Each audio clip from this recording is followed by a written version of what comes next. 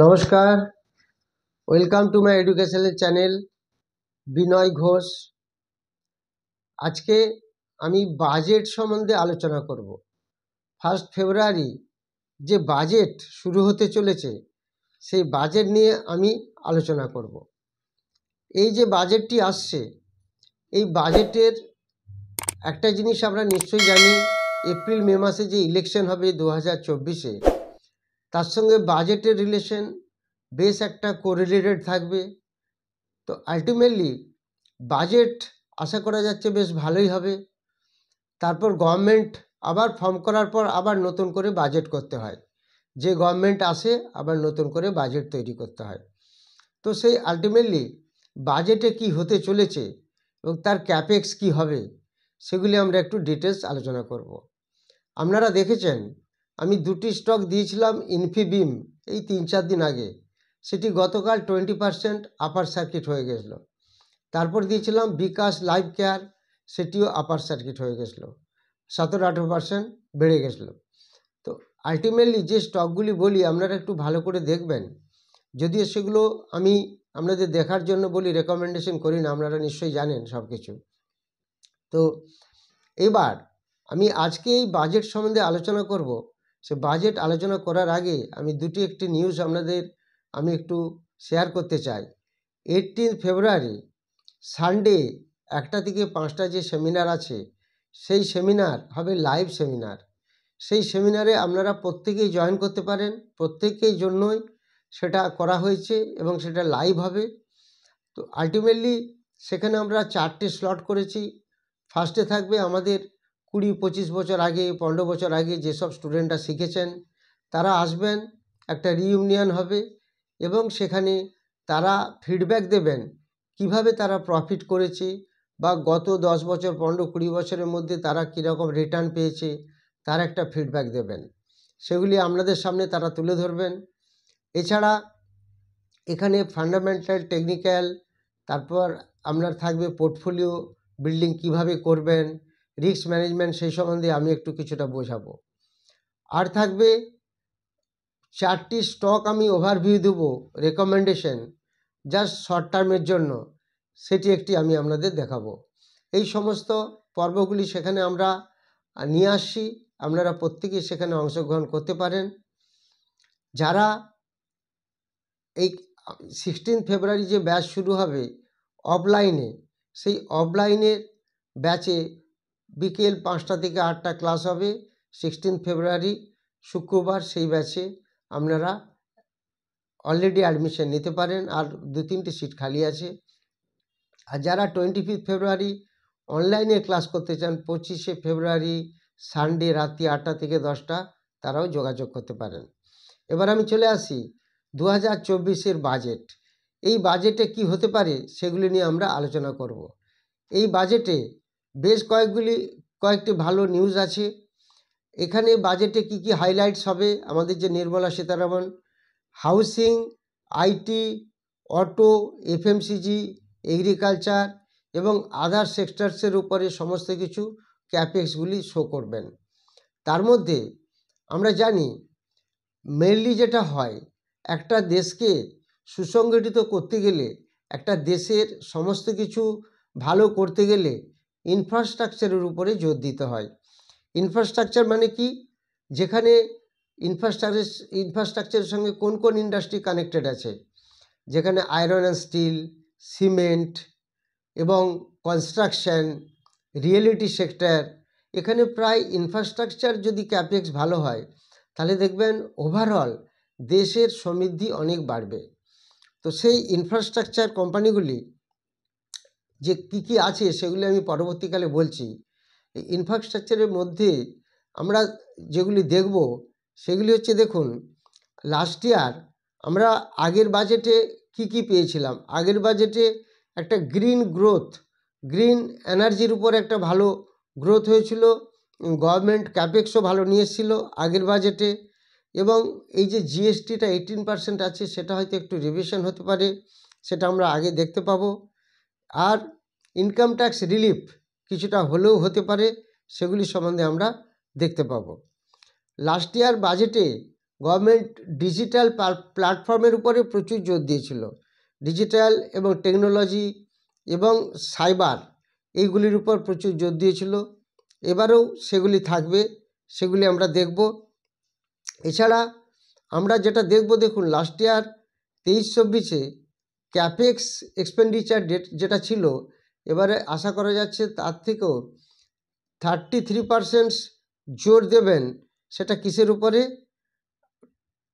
সেটা actually PPP model, public private যে partnership, সেই সমস্ত যা যা বাজেট হয় সেগুলির উপর 33% ইনক্রিজ হবার চান্স আছে।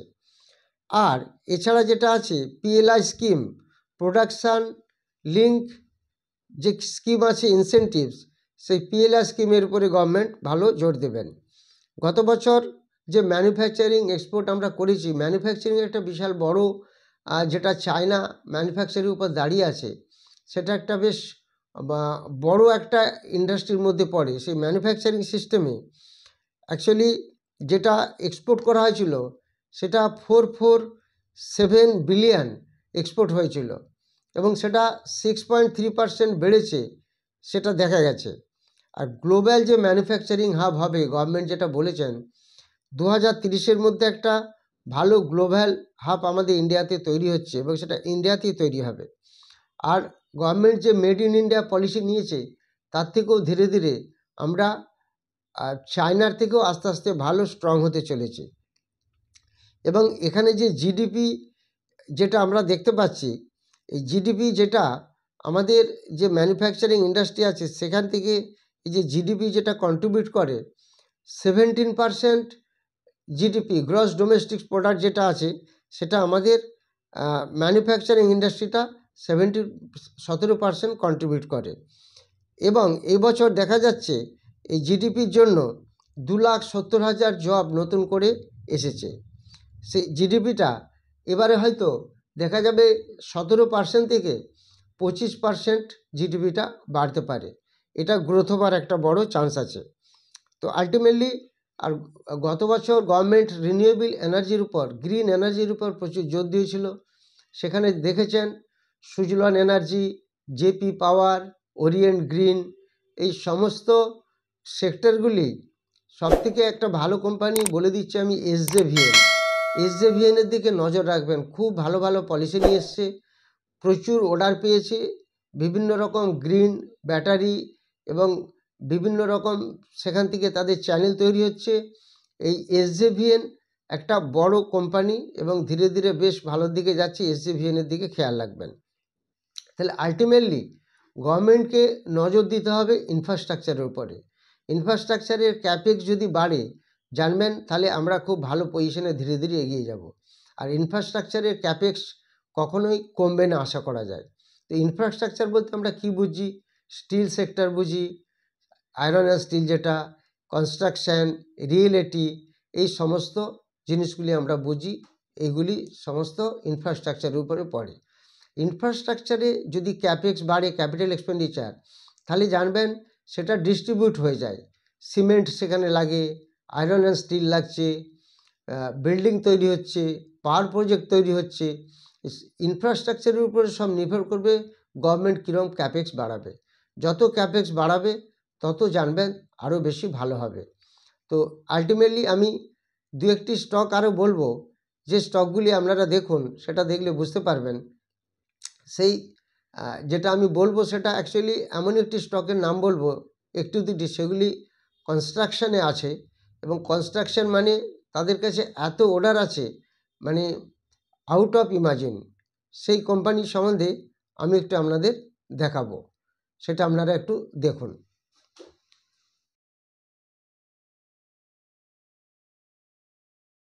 এবার আমি আপনাদের দু একটি স্টক নিয়ে আলোচনা করব এবং তাদের সম্বন্ধে একটু দেখাবো, সেগুলি আপনারা দেখুন।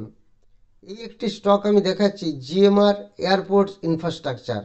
এখন দাম চলছে 80 টাকার নিচে। এই স্টকটি আপনারা একটু খেয়াল রাখবেন। এই স্টকটি বেশ ভালো লাগছে আগামী দিনে, তার কারণ এদের কাছে প্রচুর প্রজেক্ট আছে, যে প্রজেক্টটার জন্য এরা আস্তে আস্তে অনেকটা এগিয়ে যেতে পারে। দেখুন এদের প্রমোটার হোল্ডিং আছে প্রায় 59.1%, এফআই আছে 27%, ডিআই আছে 5%।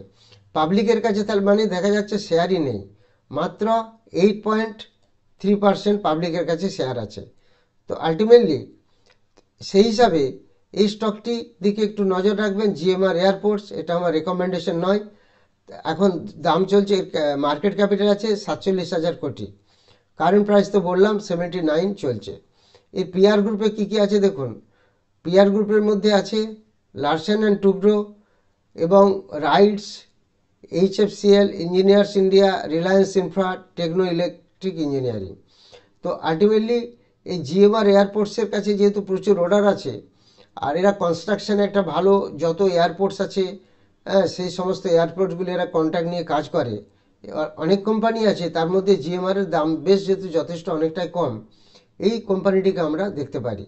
এই কোম্পানিটির আমরা যদি প্রফিট স্ট্রাকচার দেখি, প্রফিট স্ট্রাকচারের দিক থেকে যদি কোম্পানিকে দেখি, এখন কিন্তু কোম্পানি একটু লসে রান করছে। লসে রান করলেও আগামী দিনে এই কোম্পানিটি বেশ ভালো হওয়ার সম্ভাবনা আছে। তো এছাড়াও সবথেকে আরেকটি যে কোম্পানিটি বলবো, সেটা যদিও বড় কোম্পানি একটি, লারসেন অ্যান্ড টুব্রো। এই লারসেন অ্যান্ড টুব্রো 3,700 টাকা দাম, অর্ডারের পরিমাণ প্রচুর। এই লারসেন অ্যান্ড টুব্রোর কাছে এত অর্ডার আছে, সেটা beyond imagine, more than lakh crore. তো এই লারসেন অ্যান্ড টুব্রো সম্বন্ধে বেশি কিছু বলার প্রয়োজনই নেই। বুক ভ্যালু 571, 5 লাখ কোটি টাকার উপরে এদের হচ্ছে market capital, more than 5 lakh crores. Face value 2 আছে, এখনও একবার স্প্লিট করার সম্ভাবনা আছে। পায়ারটস্টি স্কোর 7, গ্রাম নাম্বার 1061, পেগ রেশিও 13.9। তো এইটিকে আমরা দেখতে পারি এই স্টকটিও আগামী দিনে বেশ ভালো একটা পজিশনে যাবে, যেখানে দেখুন ডিআইয়ের কাছে 37% অলরেডি শেয়ার আছে। তা ডিআইয়ের কাছে যদি 37% শেয়ার থাকে, তাহলে এটা সবসময় একটা ভালো পজিশনে আছে।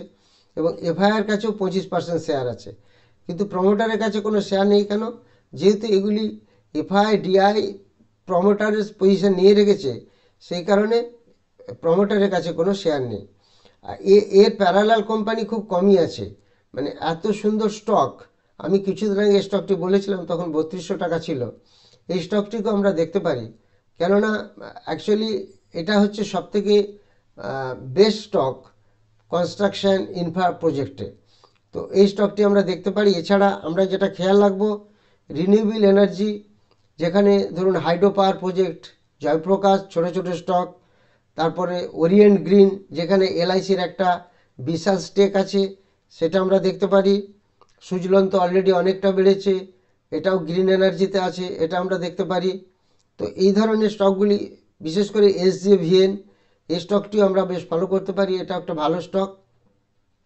তো আলটিমেটলি এই স্টকগুলির দিকে আমরা নজর রাখবো। বাজেট দুদিনের মধ্যে আসতে চলেছে, বাজেটে কি হয় তারপর আমি আবার ডিটেলস বাজেট নিয়ে আলোচনা করে দেখাবো, অ্যানালিসিস করে কোন কোন স্টক আরও ভালো বাড়তে পারে, আগামী দিনে বেশ ভালো একটা পজিশন নিতে পারে, সেগুলি দেখাবো। যারা 18 ফেব্রুয়ারি সেমিনারে অ্যাটেন্ড করতে চান, লাইভ সেমিনারে, তারা যোগাযোগ করবেন। আর 16 ফেব্রুয়ারি যে ফিজিক্যাল ক্লাস হচ্ছে, অফলাইন ক্লাস বিকেল 5টা থেকে, সেটার জন্য ভর্তি হতে পারেন। আর 25শে ফেব্রুয়ারি অনলাইন ক্লাস হচ্ছে রাতে 8টা থেকে 10টা, সেটার জন্য আপনারা যোগাযোগ করতে পারেন।